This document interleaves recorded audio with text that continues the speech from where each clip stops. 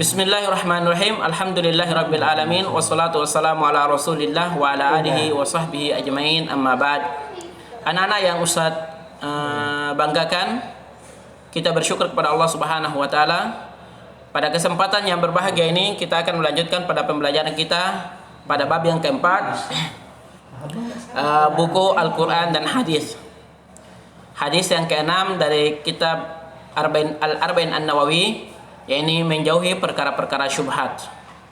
Adapun materi-materi yang akan kita pelajari dalam pertemuan kali ini,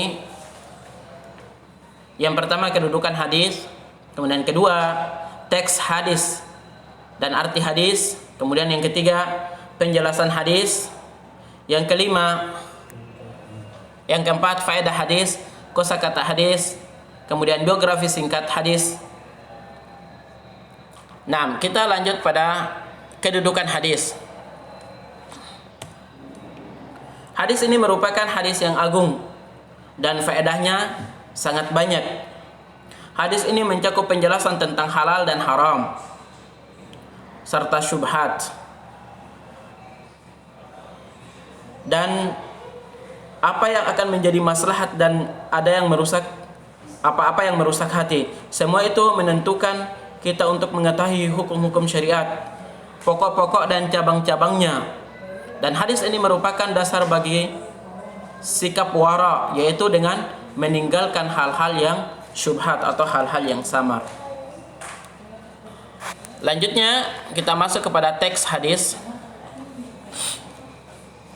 An Abi Abdullah An-Nu'man ibnu Bashir radhiyallahu taala anhuma, sami'tu Rasulullah sallallahu alaihi wasallam yaqul, innal halala bayyinun wa innal harama bayyinun wa bainahuma umurun mushtabihatun la ya'lamuhunna katsirun minan nas faman ittaqa syubhat faqad istabra li dinihi wa 'irdihi wa man waqa'a fi syubhat waqa'a fil haram karra'i yar'a haula al-hima yushiku ay yarta'a fihi ala wa inna likulli malakin hima ala wa inna himallahi maharimuhu ala wa inna fil jasadi mudghatan idza salahat saluhal jasadu kulluh wa idza fasadul jasadu kulluh ala wa hiyal qalbu, rawahul Bukhari wa Muslim.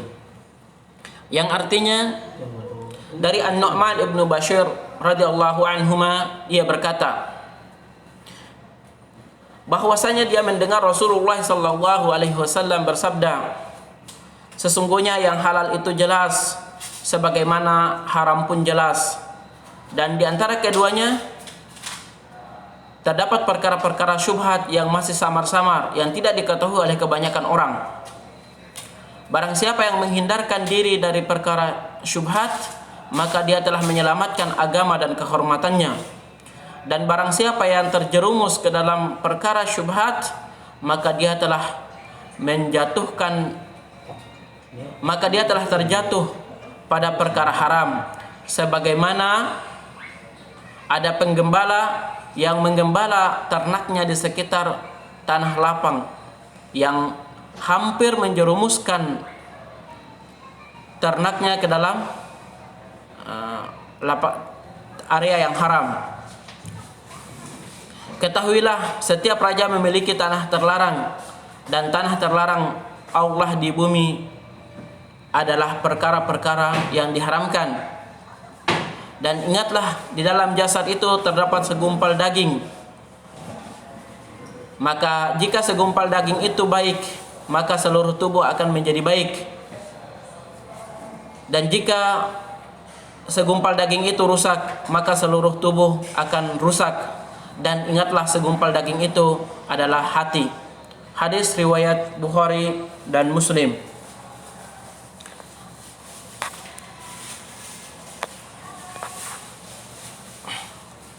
Hadis ini merupakan salah satu hadis tentang dasar-dasar syariat di dalam agama Islam. Dalam hadis ini, dalam hadis tersebut Rasulullah SAW menyebutkan bahwa segala sesuatu sudah Allah Subhanahu wa taala jelaskan tentang kehalalan maupun keharamannya, dan di antara suatu yang halal dan yang haram itu terdapat perkara yang meragu-ragukan, yaitu perkara syubhat. Contoh perkara-perkara yang atau contoh-contoh hal-hal yang diharamkan oleh Allah Subhanahu wa taala, seperti bangkai, daging babi, menyembelih tidak menyebutkan nama Allah Subhanahu wa taala. Kemudian segala perbuatan yang buruk yang sudah dijelaskan oleh Allah Subhanahu wa taala dan Rasulnya. Adapun hal-hal yang dihalalkan adalah segala sesuatu yang bersifat mubah atau boleh selama tidak ada dalil Al-Quran dan Sunnah yang melarangnya. Kemudian faedah hadis.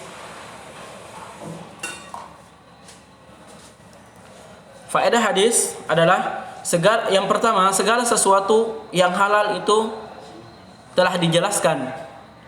Begitupun segala sesuatu yang haram itu telah dijelaskan. Yang ketiga, larangan untuk melakukan hal-hal yang meragukan.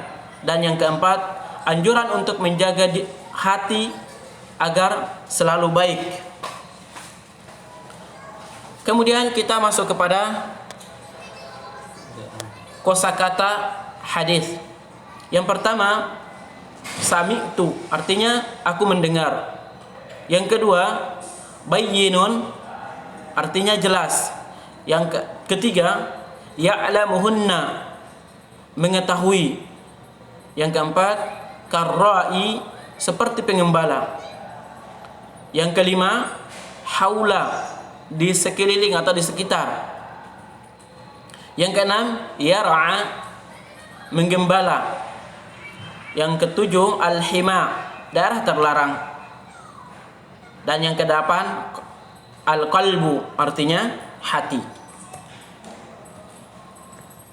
Anak-anak yang Ustaz banggakan, selanjutnya kita masuk kepada biografi singkat perawi hadis, yakni Abu Abdullah Nu'man bin Bashir bin Ka'ab al-Khajraji al-Ansari. An-Nu'man ini lahir 14 bulan setelah hijrah Rasulullah sallallahu alaihi wasallam, dan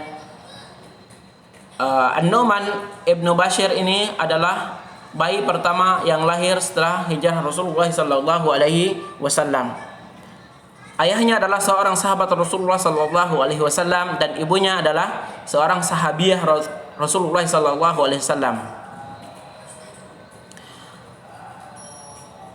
Rasulullah sallallahu alaihi wasallam meninggal pada saat usia beliau menginjak 8 tahun. Kemudian An-Nu'man ini diangkat oleh Muawiyah sebagai pemimpin di Hims. Lalu kepemimpinan ini diperkuat lagi oleh Muawiyah bin Abi Yazid bin Muawiyah setelah Muawiyah bin Abi Sufyan meninggal. Kemudian An-Nu'man ibnu Bashir wafat pada tahun 56 Hijriah. Hadis-hadisnya yang diriwayatkan oleh Imam Al-Bukhari sebanyak 6 hadis. Namun semua yang termaktub di dalam kitab-kitab hadis berjumlah 114 hadis. Nah, anak-anak yang Ustaz banggakan, demikian pembelajaran kita tentang bab 4 ini. Kita mohon kepada Allah Subhanahu wa taala semoga Allah memberikan pemahaman kepada kita serta memudahkan kita untuk memahami apa yang telah kita pelajari. Sebelum mengakhiri, Ustaz pesankan kepada anak-anak Ustaz semua untuk selalu menjaga salat 5 waktu. Kemudian rajin-rajinlah murojaah di rumah, serta berbaktilah kepada kedua orang tua kepada orang tua kalian selama mereka menyuruh kalian untuk melakukan perbuatan-perbuatan yang ma'ruf, yang baik. Dan kita akhiri pertemuan kali ini dengan doa kafaratul majlis. Subhanakallahumma wa bihamdika asyhadu an la ilaha illa anta astaghfiruka wa atubu ilaik. Assalamualaikum warahmatullahi wabarakatuh.